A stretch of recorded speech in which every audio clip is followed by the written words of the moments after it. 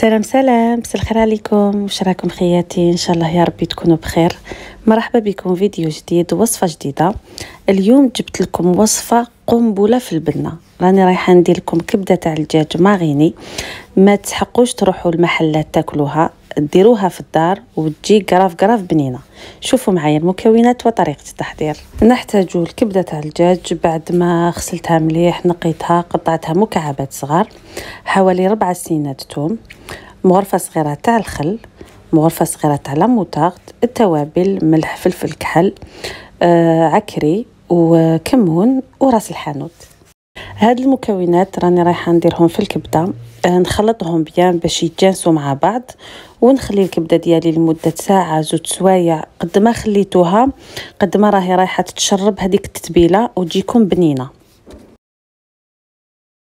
خديت مقله درت فيها الزيت، دوك راني رايحه نقلي الكبده ديالي، ولازم النار تكون متوسطه، ما ديروهاش ابتي فو.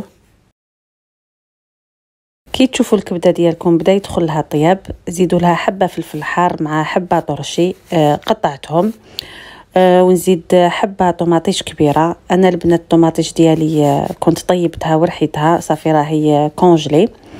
نخلط هاد المكونات ونزيد نخليهم يطيبوا غير على خاطرهم. هاي ليك هنايا ما قعدتش بزاف ونطفي عليها.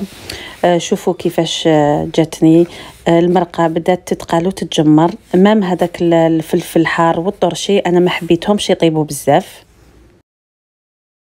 هاي ليك الكبده في شكلها النهائي، شوفوا كيفاش جاتني ما شاء الله. درت لها من الفوق المعدنوس. واش نقول لكم يا البنات، بنه على بنه، شهيتكم في الجنه. انا درتها كاسكروت، درت الهريسه، من بعد درت معاها ليف خيت، ومن الفوق راني رايحه ندير الكبده. نتمنى البنات تعجبكم الوصفه تاع اليوم، وعلى بالي بلي كامل تحبوا الساندويتشات. ان شاء الله تكون نالت اعجابكم. ما عليا غير نقول لكم اتهلاو في رواحتكم وتصبحوا بخير.